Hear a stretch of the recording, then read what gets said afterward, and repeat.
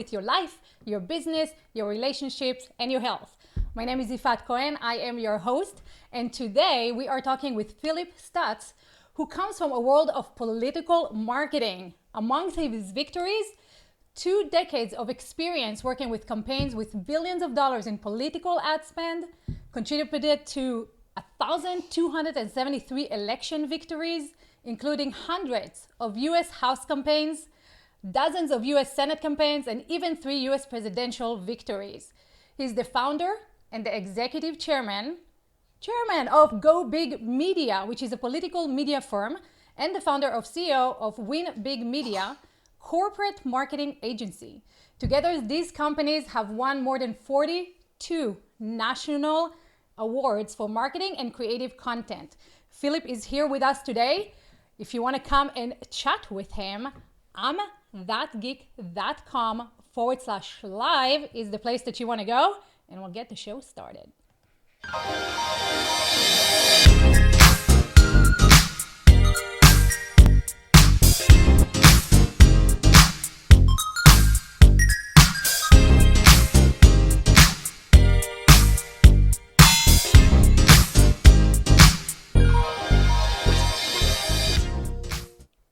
So welcome to That Geek Show. Today we are talking about consumer behavior during Corona time with the one and only Phillip Stutts. Hey Phillip, how are you?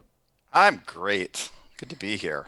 Thank you for being here. I know you are like one of the busiest people now that COVID has hit and everybody's trying to scramble and kind of figure out what to do with their businesses. And since you are basing everything on data, and you have a lot of experience in marketing campaigns, I'm sure you are like getting busier and busier than ever. So before we get into that, I want to touch a little bit about your personal story because it is fascinating. When I heard you, I can't remember what podcast that was on, but I heard you on a podcast and you were sharing that you got this news that you have a fatal disease, no cure, right? And hmm instead of going like, well, let me blow all my money on all the fun stuff I can do before I die. You're going like, no, I am going to actually fix this, right? And find a cure. So let's talk about that for a second. Well, yeah, first of all, we're all fatal, We are right? fatal. So this, if I control it, will not be fatal. The reason I'm fatal. But I have a rare esophageal disease. It's called achalasia. Basically, the muscles and nerves in my esophagus that when you eat, push the food down into your stomach. They don't work. They're dead. And according to doctors, they will never work again. You're right. That doctors say this is an incurable disease. I have decided that I'm not accepting what they say. And so I was diagnosed in 2012. I was so scared of what I was diagnosed with that I kind of say I put my head in the sand, went to the Mayo Clinic and said, they'll handle it. I'll outsource it to the great doctors at the Mayo Clinic. I've had 16 minor procedures on my esophagus. I've had 3 major surgeries. The last major surgery, they basically pulled my esophagus straight. They cut 25% of my stomach out. They wrapped that cutout around my esophagus. They stapled it all together, and that's kind of where it sits right now. Wow. And when I was in the doctor's office at the Mayo Clinic, I asked him, I said, look, I know this is not you guys say there's no cure, but like, what's the long-term prognosis? And the doctor said, well, Phillip, this wrap is going to last maybe, 2 more years or 10 more years at the most. And you can't really have any more surgeries. And we'll probably have to go in and do an esophagectomy on you, which means they remove your esophagus. They connect your stomach to your throat. And you'll either be on a feeding tube or you'll be on a pretty strong liquid diet the rest of your life. And I never Googled the disease for 5 years because I just didn't want to deal with it. And that was a wake-up call. And I think a lot of us don't do what we need to Yeah. do until there's too much pain. Right. And that, to me, was sort of the max pain moment. And so I was driving home from the Mayo Clinic and I said, I got to do something about this. And the first thing I did was about few months later, I started getting my diet in order. Doctors had said that this was probably an autoimmune disease that was a response to a poor diet that had attacked my gut, had attacked my esophagus, and caused the damage and caused the disease to happen. I got on a very special diet called, it's an anti-lectin diet. It's a guy named Dr. Stephen Gundry, who's a 4-time New York Times bestseller. It's called The Plant Paradox, his book. And within 2 months, I got off all my medications for the disease that people say is incurable. Wow. After that, I took what's called a moonshot to cure my disease. Decided I would cure the disease in 5 years, a rare disease with no research dollars behind it. I often say the ignorance of an entrepreneur is just a beautiful thing, because it was the stupidest thing you could ever possibly do, right? Yeah. And I wrote an article in Inc. magazine a little over 3 years ago and proclaimed this moonshot. And a researcher on the disease found it. She reached out to me and called me an idiot, but said she'd make some calls to some doctors. She found one doctor at Johns Hopkins in Baltimore. He had worked on this disease for 25 years. She put me in touch with him. I talked to him. He said, I'm interested in finding a cure too. Let's go do it together. And over the last 3 years, we put a team of about 25 doctors and healthcare professionals around me. We've gotten FDA approval, Johns Hopkins Internal Review Board approval, and this past in September of 2019, I walked into Johns Hopkins and they extracted stem cells out of my thigh muscle. They grew those in a lab for about 5 months. And then in February of 2020, I walked back into Hopkins and they inserted 225 million stem cells into my esophagus to try to regenerate the muscles and nerves. Wow. I often call it a case study for the layman, but the reality is it was called a compassionate use case, which you may have even heard over the COVID-19. A lot of people in trying the vaccines right now, they are in the compassionate use case phase, which is 3 steps before a clinical trial. And no one has ever done this before. Not an animal, not a human. A lot could have gone wrong. I decided that it was worth the chance. And so the great news is that since February, I've had no bad side effects from this whatsoever. That's awesome. We're supposed to be in a window between now and probably the end of the summer where the stem cells either are repairing the damage in the esophagus or potentially even getting the functionality working again. I've seen no effects at this point, but that's what's happened. And that's a little bit of my health backstory. That's amazing. That's fascinating on so many levels, right? On the level of like, I don't want to do anything about this. It's just going to go away, to like, you know what? I'm going to beat this thing, to like, okay, I'm going to try something that I don't know if it's going to work and it might kill me right now.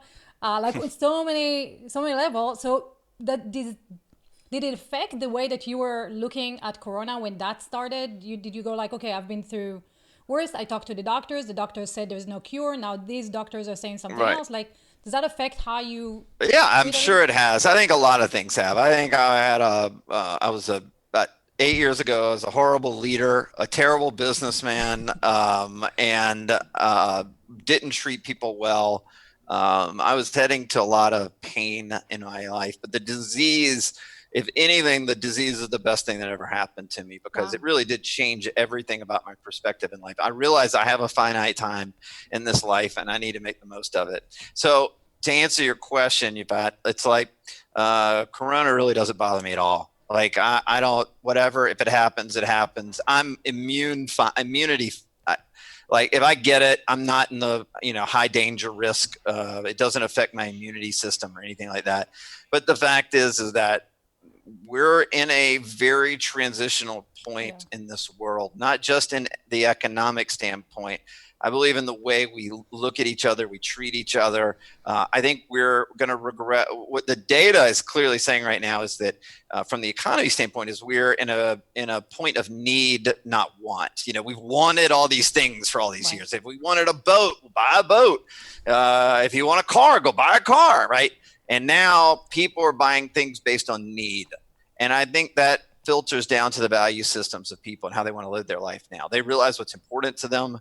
They realize that there are a few core things that they should value more than anything else.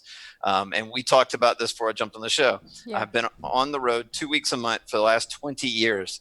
And I have not traveled since March 22nd. And it's been the greatest. I've never appreciated this more. And I love being on the road, but spending that time with my family, realizing how important they are, realizing that this is a moment that I need to be helping other business owners, even if they aren't paying me, has really helped me reprioritize what's important in life, how it's about helping others, building safety and trust, which we'll jump into, because that's what I feel like I've stood for a long time. And but I feel like the world is moving in that direction right now. I'm very hopeful. I really am. Me too, and you're right. Like right before we started, we were talking about like how it was very difficult at the beginning for people who were building their businesses on helping others, trusting and safety, to kind of like rise above the noise, because everything out there were influencers, right? Look at my bikini, look at my Lamborghini, look at my stuff, right? And the data that you shared contradicts all that stuff, right? They're saying like influencers, I believe you said that there are not going to be any more influencers, or it's just going to pivot to something else, or that industry is done. Well, let's take one step back and I'll jump into it. So the model of my marketing agency is that I come from the world of politics, as you said in the beginning. Mm-hmm. And one of the things, we have sort of a 5-step process that we utilize with politicians to get them elected. And I'd never really spelled that out until I started working for businesses, because I thought to myself when I started working for companies and doing corporate marketing, like, I don't understand why marketers aren't following this sort of formula that we use to get presidents elected. And so I remember that you did that on someone's podcast. You're like, I don't get this, right? They just go and throw money at ads. Yeah, right. Yeah. Right. To spray and pray tactical mentality, right? So, but where it's all rooted in is in data. So if a politician decides they want to run for office, I'll sit down with them and they say, I want to run. And I go, great. Tell me the 10 things you want to run on, that you believe in, that the policy positions you think are going to get you elected. He or she always gives me 10, sometimes 20 things that they think they should talk about, that they think everybody's going to love to hear them talk about, right? And then the next thing I do is I go out into that state or that district, and I take a poll, a survey of the voters to find out what they care about. Right. Now, it's actually much more complicated than that, but for the sake of this interview and time, that's what we do, right?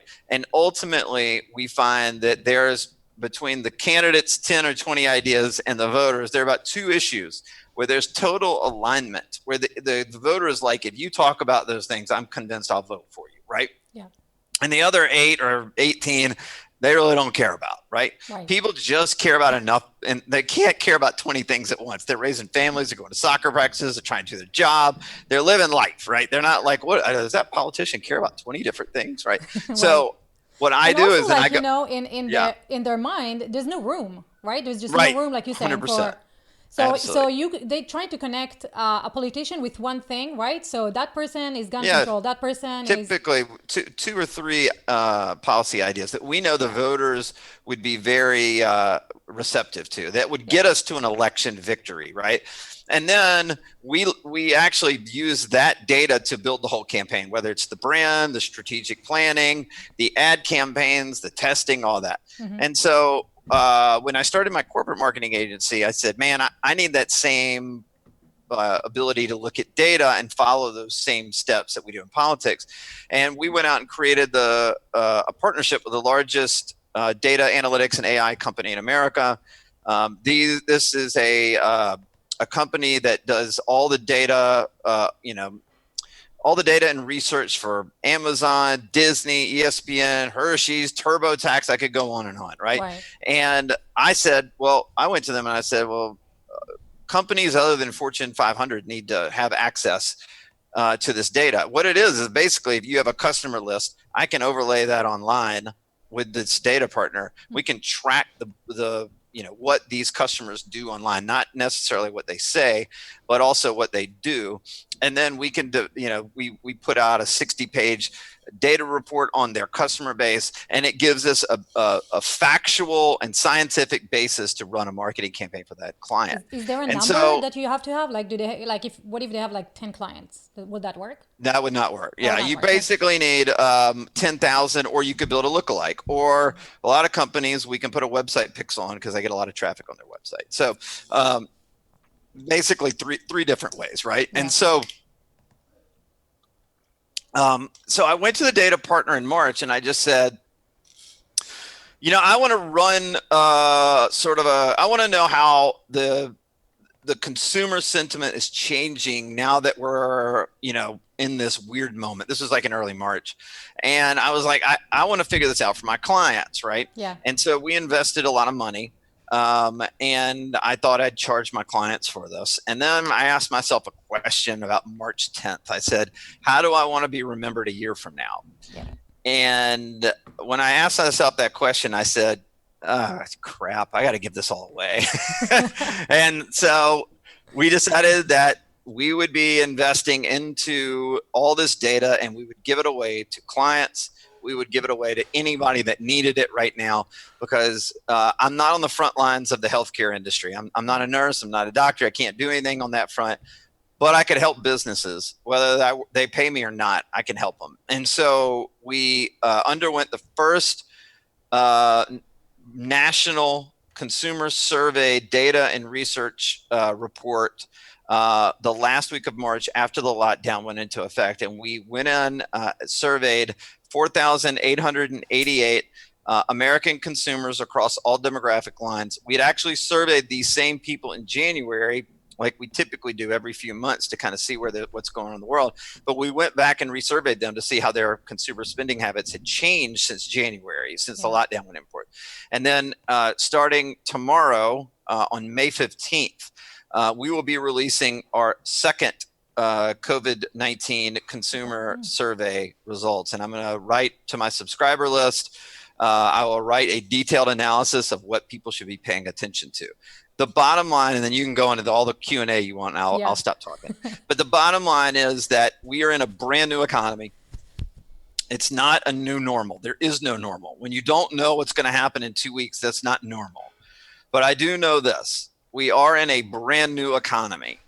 This economy is not going back to what we saw for the last 12 years. As you aptly put, Yifat, the Instagram influencer that showed half their clothes on, holding a watch up in the air and saying, pay me $10,000 and I'll post on social media. That economy is over, because nobody wants to see how great your life is. The values that even I ran my own clients on the last years were about status and influence and significance and wealth. And hey, you want to strive to be like this person, right? Yeah. You want to strive to have this much money. If you buy this product, you'll feel like $1 million, right? Those are the kind of ad campaigns that even I ran, because that's what the consumers wanted when we looked at the data. That messaging is over. It no longer works. Like I said earlier, we're in an economy where people are buying on need, not want. They don't want things anymore. They need things. Every American family and every single person in this country right now is pulling out their bank account and saying, what do I need to cut in this moment? Yeah. Not what do I need to spend, what I need to cut. And so whether you're running, can you hear me? Sorry, I just got an internet. Good. Yeah, you froze for a second. So what you're running right now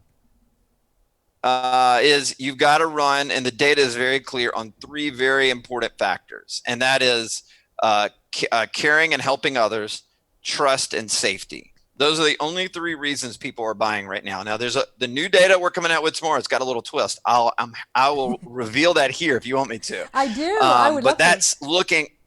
So the first study was the last week of March. This study went all the way up until the beginning of May. And we will continue to put these out every month, because what we're seeing is there was this wholesale change at the end of March.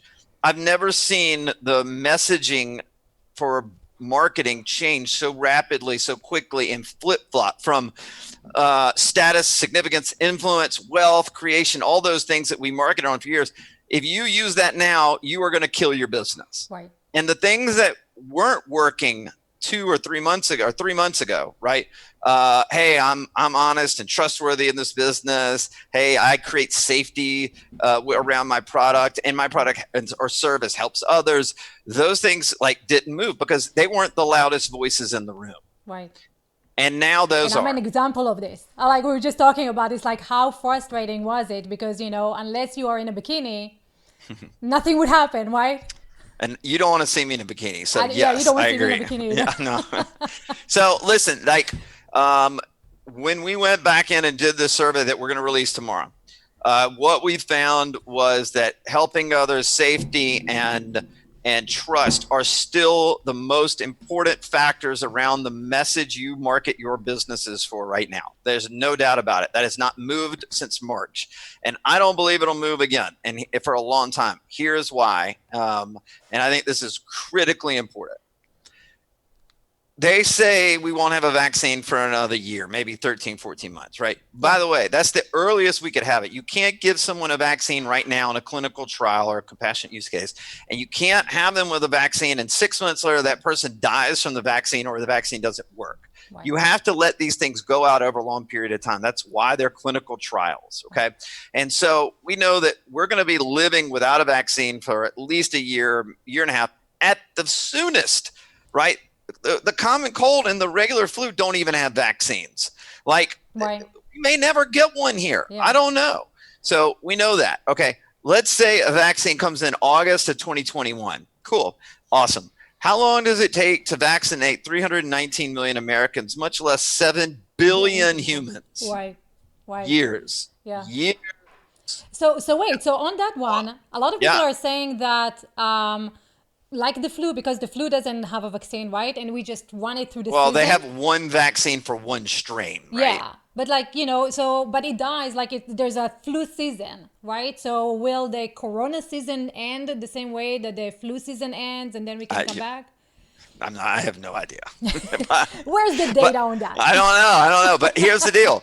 Let's say we immunize or vaccinate 7 billion humans because we really can't open up the travel of a global economy until everybody's vaccinated, right? Right. Let's say we open that. Let's say that it gets done over a 2-year period. So now we're talking the summer of 2023. Now, what is the PTSD fallout of living with this for 3.5 years? That's major, especially for kids, isn't it? Totally. So now I'm telling you right now, helping others, safety and trust is not going away. Right. It's here to stay. And why it's important for anybody watching right now is if you can position your business right now along those messaging, and the one new little hiccup in that little trend that we're seeing in the data that we can talk about in a sec, if you can do that, then you're going to outmaneuver your competition. You're going to position your business to grow and win. And in about 3 to 6 months, everybody's going to understand this. Everybody's going to catch up to it. Like, I put the data, our data report, we gave it out for free. You can go to winbigmedia.com, winbigmedia.com, then go to the tab that says COVID-19 consumer research. You could download both surveys, both data reports. Mm-hmm. And we gave this away for free. And in the last month, we've had 36,963 downloads of it. And you could say, wow, everybody knows now. No, they don't. No, like 99.9999999% of the world has no idea that these are the 3 factors that will shift all consumer behavior. And if you can get ahead of your competition in the next 3 to 6 months before they catch on, you're going to have a distinct advantage in the marketplace. So let's dive into that specifically, because when I was listening to you on that podcast, you gave an example of bug spraying, right? And you're like, how can they tap into these 3 messages? Because what do they have to do with safety, helping others, and trust? And you gave a fantastic example that I was like, oh my God, this is brilliant. So let's share that a little bit, because I can't remember where that podcast is, and I'm sure more people want to hear it. Yeah, well, I've done about 30 plus podcasts in the last 3 weeks going over the first round of data. So tomorrow it'll kick back in again with the second round. And we still need to talk about the new twist, but let's talk about that, because that's super. Yeah. We work for a national pest control company, and we went to them in March before we saw the data, and we said, we're repositioning everything you do to address the coronavirus situation. Internally, my team was not happy with me because the client was really happy with the results we had that had nothing to do with the coronavirus. Right. And I said, I don't care. We got to shift right now before everybody else. And so what we did was we didn't run out and say, hire us, coronavirus, no, like we focused on those three issues. So we said, hey, we understand your dollars are very important to you right now. The last thing you need is bugs and rodents to come into your home in spring as we go into spring and summer. You're cooking every meal in your home. You're quarantined in your home. You've got to make sure your family is safe from diseases and you have a high immunity system. Here's what we'll do. We'll come to your house. We will ask you to leave the house while we spray. We'll, spray around your animals to keep them safe. We do have some green products we can use if that makes you feel better, that kind of thing. And then our technicians will wear gloves, a face guard, a mask. We'll do whatever it is to make sure you feel safe in this moment. And so we just got the recent results back on that ad, Yifat. So we actually kept running a few non-corona ads because we wanted to see what was the difference. So we were running sort of a test of it. Like, do the corona ads we knew would work, and they did. But if we were to compare to the non-corona ads that have always worked in that industry each season, right? Yeah. This is their big season because rodents and pests are coming back in. And here's what we have. The corona ads outperform the non-corona ads by a 4x margin for this client. Wow. And it's not that we ran out and said, Corona, hire us. Right. We addressed that people are cutting their budgets. We had to make sure that the people spending money right now said, this is a need, not a want. Right. I need my pest control services. I need to keep bugs out of my house. I can't cut this in my budget. And I implore everybody listening that that's the message you got to get across, because in the minds of the consumer right now, it is, I need to cut. Right. And are you going to be on the chopping block, or are you going to be their savior? And a lot of marketing companies are actually seeing their clients go up, right? Like your agency sees that. So do you think there's kind of like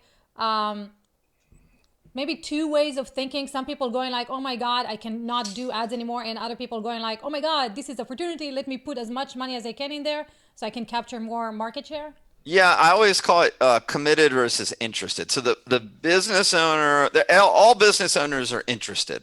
Yeah. They're all interested until a shiny object runs by and they're not interested anymore. And they're interested in that, right? Right. And then you've got a select group of business owners that are committed. And so the committed business owners that we really try to filter that out before we qualify someone to work with us. Mm-hmm. We try to figure out on the front end, are they committed or interested? Because every time you find an interested business owner, it ends up going bad because they don't want to follow the right steps and do the right things. And they just want. You came to me. Why are you arguing and not following what I told you that I know that works? They want the get rich quick pill. Yeah. And I say, I can get you to the get rich the right way pill, but not the get rich quick pill. Like, and any marketer that tells them otherwise is lying to them. And I just think it's unethical. Yeah. And so with our clients, we didn't sit down and say ad rates are 10 times cheaper now, because they are. We've said, you may not see an ROI, but you're going to gain market share. You're going to gain new customers that may break even. Your marketing may break you even in this moment. But when the economy comes back, and it will come back, right? Yeah. You're going to have a huge mass amount of the marketplace that you've been bitching about for the last 10 years, that it was too expensive, too crowded, too competitive. Your messages weren't working on the foundation of what you built the business on. And now all those things are in play.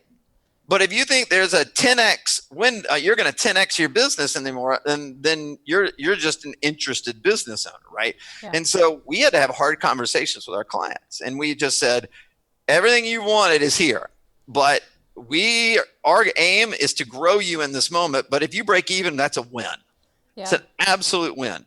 Even in some of our clients, if they come slightly off breaking even, they lose a little bit, they're still gaining a lifetime value of the buyer, right, which will make them money in the long run, right?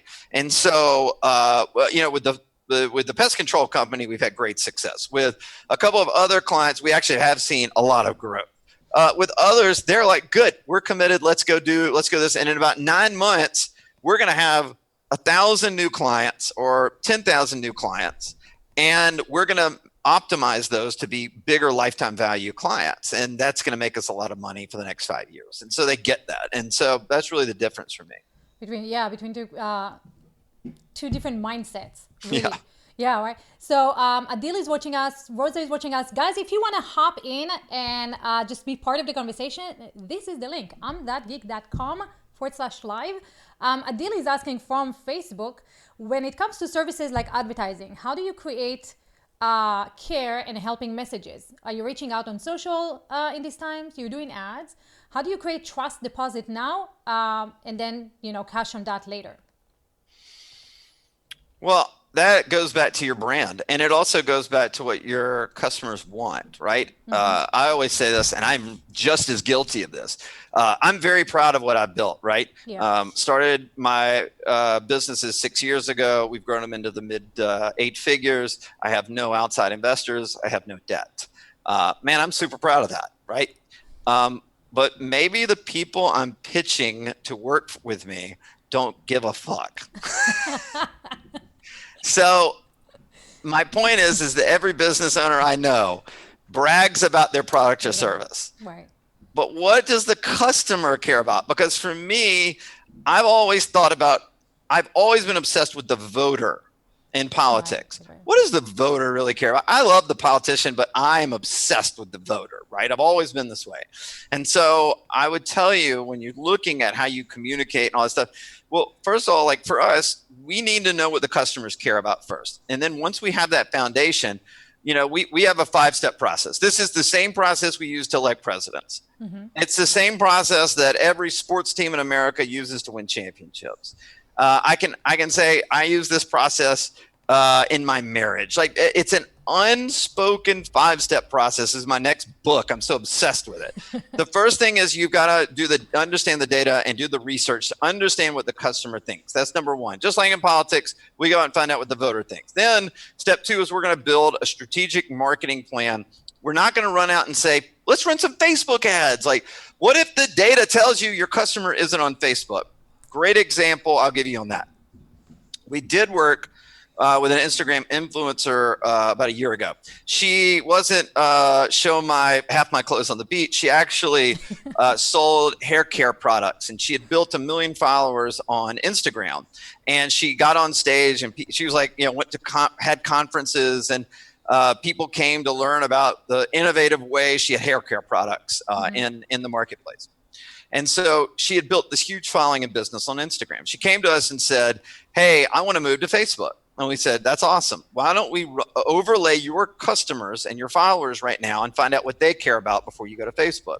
So we did. And we tracked these people for months. And we found out that her customers went to Facebook. It was the 4th highest performing platform of her customer base. Oh, wow. 4th.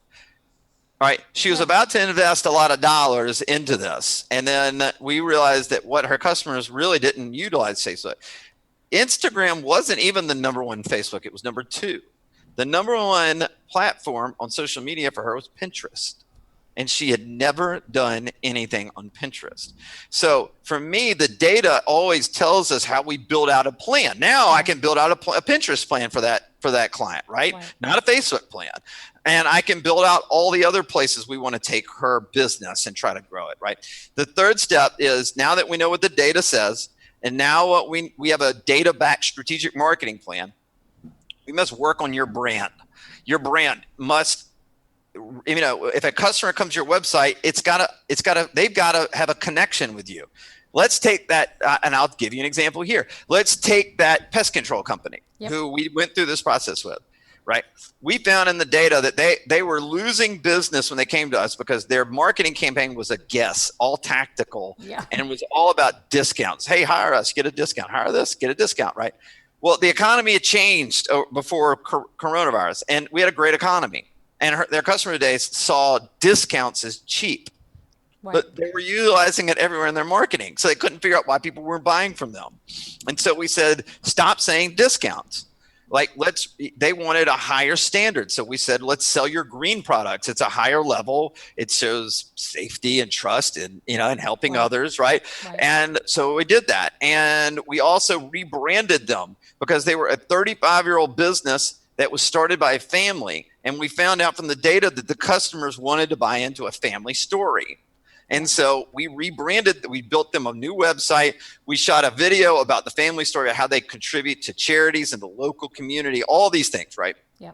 And that's how we rebranded them, because we didn't want to run an ad campaign unless the brand was right. The brand had to be right before you run a campaign. So that's our third step. So wait a second, because that's an important step. Because in your book, the 7 lies, right, that marketers sell, which everybody can just hop on. I think it's on Amazon. You can buy it, right? One of those lies, and this is fire them now. The 7 lies the digital marketers say. One of those lies, I believe the 7th one, is if you brand it, they will come, right? You're talking about like the fallacy of branding. And so if I hear you correct, what you're saying is like, don't just go and brand, go find what your customers are wanting first, and then based on that, brand yourself. Is that right? And find alignment. The business it's not just what the customer wants. It's alignment between what the business believes and the customer believes, right? That's when you should be branding. You shouldn't just, how many businesses we've come to and we're like, that brand is awful. And they go, yeah, well, we just threw up a website and paid for a logo, paid for everything. And I'm like, but you haven't sold anything. Yeah. Well, what do your customers want? No, we hired 99 designs and they just put it together or whatever. And I'm like, stop spending money. Like, what are you doing? So that's the point of that, right? Yes. Our 4th step is, now that we know what the data says, we built the strategic plan, we know where to go, we've got the brand in place, we go test the message. So everybody in marketing tests. I'm not saying that that's unique, but what we do is we do low-cost testing. I do banner ad testing because I hate banner ads. I think banner ads are completely useless. No one uses banner ads. But if I'm going to test a message in a creative graphic or a 3-second graphic or whatever, and someone clicks through a banner, that tells me that is a good damn message. That creative resonated for some reason to that customer, right? And so I typically test about 10 messages at a low cost, and we figure out from that what really is getting click-throughs, not conversions, click-throughs. Because I'm here to save the company money. I'm here to save my clients money before they go spend a lot of money. And so once we walk through those 4 steps, then with certainty, I can go to my client and I can say, we now know how to run a marketing campaign for you. We now know what's going to convert. You're ready to spend your ad dollars. We're ready to go. Let's roll. And that's how we launch, is the 5th step. Gotcha. Because one of the other things that you were saying in your book, and I highly recommend everybody go buy it. Thank you. Right? Because you're laying out all the stuff that we keep hearing over and over again, right? If you build it, they will come. You have to be branded. You have to know the customers, but like by kind of trying to figure out what they on your own, right? Not on data. Right. So one of the other things that you were saying there is another lie. Your product or your service is amazing. Let's start with your product. Right?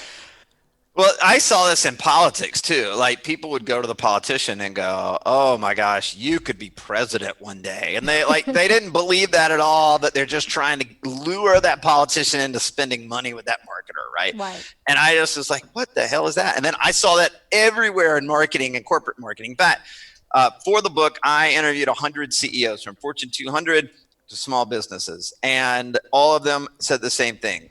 They had fired a marketing agency sometime in the life cycle of their business. Most of them had said they had fired more than 2 or 3 times. Yep, they had fired marketing agencies because the marketing agency is always lying to them. They're always saying, you've got to, do these. They have no formula. They don't follow data, or they use the steps I just walked through, but they use it in a non-sequential order. They run out and run ads before they've tested anything. Because that's the test, right? A lot of people use the ads to test. Yeah, that's right. But they make money. The marketing agency makes money on that. Right. And then they go, oh, now that we know what works, let's go out and run more ads. Right. And the business owner's like, hold on, I'm out all this money. Right. And so I was so obsessed with this that I'm like, all right, I got to eliminate all that risk. My model is going completely different. Yifat, we do work for Fortune 200 companies. We do work for NASDAQ traded companies, and we've never filled out an RFP. I don't believe in the RFP because if they don't want to follow wait, these five. for those who don't know, what's an RFP? Oh, it's a request for proposal. So all the big companies around the world, they make all the marketing agencies bid on their services. So I would compete with 3 other people. We fill out a ton of paperwork on all the great things we do. And then the company looks and says, all right, we choose business 1, right? Sometimes these processes are completely rigged because they're trying to be politically correct. Sometimes they're absolutely legitimate. But I just said, I'm not taking a piece of a big business if they're not going to do it properly. Wow. And so every one of these companies that said, you need to fill out an RFP, I said, no. And they eventually said, okay, we'll just follow what you're doing. And that's how, because the power of no, right? Now, did that happen every time? No. I probably left a lot of money on the table early on, which sucked really bad. But I so believe in this that I said I'm not deviating from it. If it doesn't work, then I fail. And that was sort of my line in the sand. So before we jump in and let our guests come on in, guys, this book on Amazon, what is the twist? And then let's have some audience the twist. So what we found in the most recent data as we looked in the entire month of April was that the message, like I said earlier, has stayed the same. It's trust, safety, others, and safety and helping others, right? Mm-hmm. The twist is this, that we have, it's clear. I'm going to put this out tomorrow to my subscriber list. You can go to, by the way, I have I write every 2 weeks on what I see in marketing. Yifat, I think you subscribe to this. Definitely. Have I ever sold anything on my subscriber list? No, I just write, and you can learn. There's no upsells, there's no funnels. I just like writing and sharing. Like, that's what I'm going to do. Which is the only marketing agency that doesn't try to sell you stuff. So go for it. Right. So 2 things. If you want the data, go to winbigmedia.com, go to COVID-19 research report in the upper tab, and download the 2 reports. If you want to subscribe, go to phillipstutts.com, just my name right there. You can see it right there, phillipstutts.com, and subscribe. I write every 2 weeks. I don't sell anything. I actually am informing and trying to. So what I'm going to write to my subscriber list tomorrow is a breakout of this new data. And the one thing we found is the twist is that you must message with a local angle. Let me explain. We are seeing throughout the data right now, all over the place, that a national and global economy is going to be in a retraction. That people don't want to buy into the globalization of the economy anymore. They don't feel safe. They don't trust it. Yep. And they don't believe that those businesses are helping them. What they want to buy into is their local community. Wow. Let me break that down even more. They want to buy into, and you don't have to yell local and think it's going to sell, right? You can nuance it a bunch of different ways. But the way I've talked about it is it shows intimacy, authenticity, and empathy, right? That's local, right? That's close to me. That is understanding me, right? Now, we are doing it like we work for a regional furniture store. They spend millions of dollars a year on advertising. And we're about to start running ads to them saying, don't buy your furniture from a national chain. Mm-hmm. We've been in this community for 104 years. We contributed to helping families during COVID-19. Trust us. Buy a portion of everything you buy goes back to the families that are suffering, that need food and need shelter and all that stuff. So that's how we're about to position this new client now that we've seen this little twist in the data, because now. Man, like, I come from politics, right? Yeah. I love negative ads in politics, right? But you can't whack somebody over the head like with a baseball bat like we do in politics and corporate advertising. Right. But I'm writing my 2nd book now. My 3rd book is going to be about comparative advertising. I've kind of coined the term comparatizing, and I'm trying to find this. So if you want a can't miss message right now, go comparatize national versus local with your clients or with your own business, and it is going to win. The data is clear to me. People want to buy into what makes them feel good, makes them feel safe, that they can trust. all of the factors flow into local. And by the way, I am not saying that Amazon, a global company, is going away. I'm not saying that at all. But what I am going to say is, if people have the choice between choosing something that is local and something that comes from the global economy, more times than not, they're going to move towards local in the future. Which is fantastic. It's kind of like going for the underdog now, right? So if you position yourself kind of like the second underdog that is trying to, you know, survive this whole thing, and you connect emotionally with people, that you have a better chance of actually capturing the attention through ads, right? That's right. Yeah. So Adil, let's unmute you for a second and let's bring you in. Go ahead. Adil, how are you, man? Good. Yourself? I'm wonderful. Thanks for joining. Wonderful talk. I learned a lot over here, and I just wanted to find from the branding perspective, how can you use data when you're dealing with the budgets? I mean, if you're, I'm in the starting stages, so I just wanted to find out how best to use data to grow my digital agency. So I get this question a lot. Like, I can't. So let me take one step back. So we were with this data partner we have. We were overlaying these customer bases for Fortune 200 publicly traded companies, and charging $250,000 to $500,000 for it, right? And I went to them and said, smaller businesses need to have the same access. Maybe they don't do it as extensively. Like, a company will look at, I like to say, like 100 different segments, like women between 50 and 55, men between 55 and 60. Like, they'll see all the nuances in there, right? But smaller businesses need to have this data.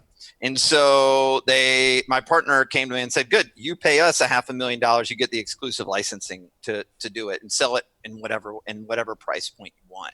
And so I did. That's what I gambled my entire company on. And we now charge $5,000 to do that, right? Instead of $500,000, we charge $5,000. We'll look at 3 segments. We can look at a lookalike, your own customer base, and we'll put a pixel on your website to track the movements of people that come to your website online. Now, if you say, man, I don't have 5,000, and 99% of people don't, I get it. Then you're just going to have to get resourceful. You're going to have to go out and do surveys online. You're going to have to go out and ask current customers what they care about the most. I tell you, download the 2 data reports I have and study them. Okay. And know that, yes, we talk about how people are looking at the financial markets and political markets and travel industry, and that may not have anything to do with you. But if you're not smart, this isn't an indictment on you, I'm saying you just have to be resourceful enough to say, let me interpret how it would work for me. Don't say it doesn't work for me, right? So I'm giving you something that we invested $25,000 in each report, so $50,000 total, and it's yours for free. And if you listen to what I talk about with those 3 messages, figure out how your brand serves those 3 things. Okay. So and then be resourceful. Do Survey Monkeys. Do with some department stores that we worked with that said they didn't have money or contacted us. We said, walk outside your store and just ask people on the street. Like, there are a lot of different ways that you can get data. Is it the best way to get data? Probably not. But man, when I started my business without any outside investment and without any debt and without any loans, I just was resourceful, man. And I failed a lot until I got better at what I did. I was just relentless. And I think that's what you're going to have to do if you don't have the money. Okay. I'll keep that in mind. Cool. Yeah. Thank you. Yeah, man. Yeah. Thanks for coming. And Stuart, let's unmute you for a second. Hi. Stuart, I'm loving the cowboy hat. There you go. Always got it. Yeah, you look fantastic. I think Yifat would faint if I got on here without a cowboy hat. I have used banner ads in the past in a political sense because I was involved in politics for a number of years on a much smaller level. Where are you located? Well, I was in Southern California. Right now, I'm in Arizona. Got it. But I was working in the Newport Beach area. We did lose a campaign by 13,000 votes. We spent 22 cents per vote. Our victor spent $40 per vote. Right. So, yeah, we had a good reason to lose. But our message was very much the same as you're talking about. Now, for the business, which I've got to reopen and do something because I've been sidelined for a while, then the banner ad or another form of another form of data gathering could be using your own mail list to simply ask questions, or Absolutely. doing a show like Yifat and I do. She and I have been used to these things since Google Plus started them. Doing things like this and asking the question, what is it that's important today? Yeah. And I agree with you. It's saving money and feeling safe. I'm trying to buy some masks, and I simply won't buy Chinese masks. Mm-hmm. Just won't do it. I'm Yep. looking for an American manufacturer. And that's just my stubborn cowboy choice. So are you What is asking your opinion Stuart? about that? Are you What trying is your to? opinion? What is your opinion about that? About how to use banners right now? Banners Yeah, I wouldn't expend creating- I wouldn't expend any energy creating anything until I did at least a little surveying either on social media or email or wherever your customer base is, to understand how, like, what's important. Like, if you know safety, trust, and helping others and local perspective is important, because it is, like I'm telling you, then you can formulate your questions to address that and then find out what the nuance is of that with your customers. So it's not just running around saying, hey, we give you safety and trust and we help you. It's like, well, what is important to you in this community? Well, How that does this product serve us? You know, much of that is available, at least on a larger level, because I would take my politicians, go out and track every poll in the world, and then come back and say, oh, here's the commonalities. You know, this That's right. is what you campaign on. Yeah. You know, so there you go. So once Thank you get that Bob. feedback, then you know, then you have direction on how to create a banner. Like, what's the message that we need to test? Because just because you get all this feedback doesn't mean it's going to optimize. Let me give you an example.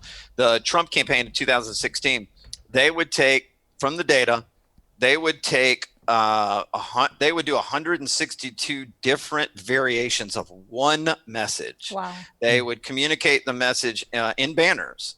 They would have a green background, a red background, different types of fonts. They'd say the message differently. They'd put one in one corner and another corner. They would have a woman. They would have a man. They would have an African American. They would have an Hispanic. They would have a white guy. They would have a white woman. They would do 162 different versions. And ultimately, they would find about 8 of those blew through the roof, and they couldn't figure out why. But they tested it, and it said, well, this particular font with a green background and the senior citizen was the most highest performing with this demographic. And then they literally shoved all their chips on the table and said, we're going to spend heavy on this, because they knew it worked. And so there's always nuance once you understand what the data says. Now you have to figure out what will drive those results. And it could be a couple different things within that data. You just don't know until you test it. Very good. Thank you very much. Yeah, nice to meet you, Stuart. And so, how do you, as a marketing agency, position yourself now in those realms? Because before, there's a lot of conversations about transparency, and very few people were transparent, right? But we're transparent, we're authentic in the spirit of. How does a marketing agency start coming in and goes like, no, we really care, we're really trustworthy, you can really trust us, when a lot of people had horrible experience, like you mentioned, with marketing agencies? It's a great question. You have to show it. You can't do it. You can't say it, right? Sorry, not do it. You have to show it, not say it. So for us, you read my book, every contract we have is month to month, because if I'm not serving you in the way you need to be served every month, you can fire me at any time. What do you think that does to the people that work in my company that are working for those clients. Every day their ass is on the line, Right. and they know it. And I don't mean that in a negative way. Like they go, yeah, we put our clients first, because if we don't, we're fired, right? The second thing is with us, the first month that we write your strategic plan, we charge $5,000 for that strategic plan. If when we deliver that plan to you, you don't like it, you get your money back. Oh. So you get a $5,000 guarantee. How do you do that in ads, Philip? Like you go in Facebook ads and you go like, hey, you're going to get your money back if... No. We write a strategic plan. That's the refund you get. Right. If you don't like the strategic plan, you have to invest in the data. I'm not giving you a refund on that. Right. And then the second step is we build you a strategic marketing plan for your business. If when we deliver that marketing plan, you don't like it, you get your money back. If you love it, and I've never had anybody ask for their money back, but if you love it, then you work with us month to month going forward, and we prove it every month that we're out of business. And then lastly, when we talk about the ads, we invested in a product called Datarama. Mm-hmm. It is an online dashboard. Our clients can pull it up and look at their ads in real time. They can see the results in real time. What that does for us is it doesn't mean that my team is like, oh, you know what? We started that ad campaign for that client. It's been 3 days. Let's go take a look at the results. And then let's just shoot a spreadsheet over to the client. No, the client can see in real time what we're doing. And so because of that, my team is looking at results every single day. And if things aren't working, we have to address it in real time. Right. And so I've taken all of these steps and said, I'm not just saying this. I've created transparency. You see your ads. I've created the elimination of risk, month-to-month contracts, money-back guarantee, using data. And if people say that doesn't work for them, then that's great, because I don't want to work for those people anyway. I know. Yeah. So, but how do you, the reason why I'm asking this is I know a lot of people, myself included, were like, okay, marketing, how do you convey that in your messaging? Do you create videos around like, hey, this is the transparency and this is the trust that we build with our clients? Do you go for like, customer reviews, testimonials? Like, how do you put in the ads the concept of like, you can trust us, there's no risk, we're here for you? Yeah. So, right now, I would tell you the Wharton School of Business came out with a study a couple months ago that said 50% of all purchasing decisions are being made because of third-party validation. So reviews, 5-star reviews, things like that, right? And then we ended up, we worked for a national apparel company, and in the data, it said that their customers wanted proof before they bought anything. Right. And so we ran our ads were all about their real 5-star reviews. One of the 5-star reviews said, these clothes were so comfortable that my wife stole them and was wearing them every day. Something like that. It's catchy, it's cute, it's funny. Yeah. That was the highest performing ad we ran for this company, hands down, because it built trust, it built safety, right? Yeah. And so, we work for I'm pulling up some notes because this is really interesting. So we work for an organic products company right now. They've doubled down their business through the coronavirus moment. And, organic is always expensive. So organic products are like toothpaste, deodorants, soaps, things like that, right? Mm-hmm. So our message has been, don't, use harmful chemicals in your soap or shampoos or whatever, protect your family, high immunity. And then we were able to, through our data partner, we were able to find 150 million American consumers that are actively searching coronavirus right now. Then we were able to pull out only those people in the 150 million that are choosing organic only in their purchasing habits, or vegan, vegetarian, because sort of a link. Yeah. And then we said, all right, where's the lowest hanging fruit for us? So we said New York, because if you're sitting there trapped in New York in your New York apartment, then you're probably obsessed with being organic right now and trying not to get sick. Right. And then we said, let's do an A/B test. So we then said, let's go to Los Angeles and try Los Angeles, which wasn't as big a hotspot, right? And we got those results back just a couple of days ago. The lowest performing demo was LA. The highest performing demo by like a 6X level was New York. The highest performing ads for them were linked to the coronavirus data. We had one that says, don't compromise your family's health with toxic products. We had another ad that said, horrified by the ingredients in your skincare products. And we had another one that said, we make safe, natural, plant-powered products that support immunity. Those are the highest performing ads we had.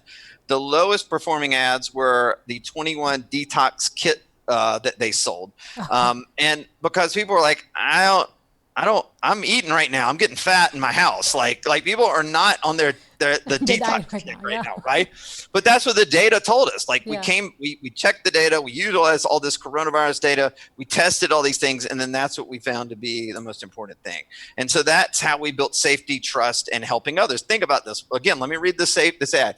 We make safe, natural, plant powered products that support immunity, right? That's safe, right? The other, don't compromise your family's health with toxic products. That's helping others. Yeah. Those are the highest performing conversions we had for the campaign so far. So let's finish. You've been fantastic. Let's finish with a prediction.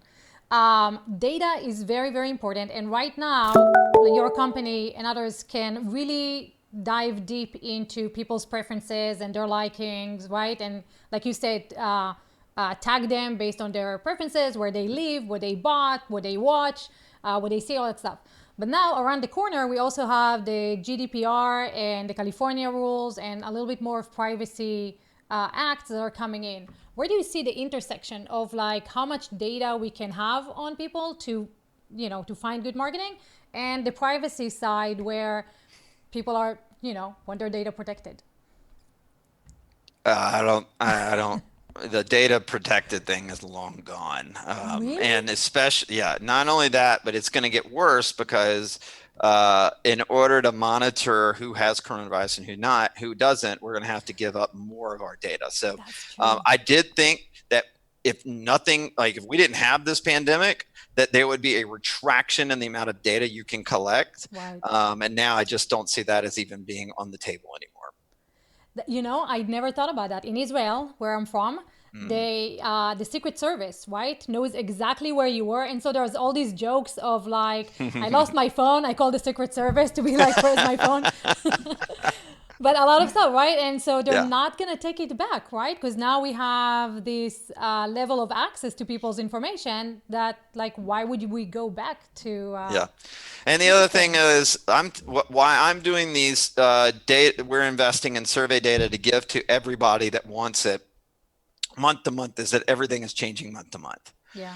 I don't know. What if there's a second wave in the fall? What if we get back? I mean, right now things are opening up. There hasn't been a hot spot that's popped up because of the reopening of the economy, especially in the states like Georgia and Florida. I'm in Florida.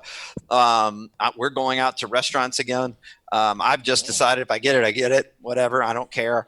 I'm going to be, respectful of other people's wishes, but I'm going to live my life. Right. And if there's another flare up, what does that mean to the consumer decisions and why they're making these decisions? And we're going to be monitoring month to month. Anybody that tells you they know is lying. Yeah, that's true. Yeah, it's very, it changes all the time. So guys, if you want to grab the book, or if you want to get the reports, then you know where to go. phillipstutts.com. Right there, his name, right? And that's it. And thank you so very much. I mean, this is so insightful. Everybody can just watch this and get your languaging and see exactly what you're doing. Can really take advantage of what's going on right now and rise rather than get buried by the crisis. So thank you so much. Oh, no, thank you. I appreciate it. Y'all keep doing good work. You too. Thanks so much. Bye-bye. Bye.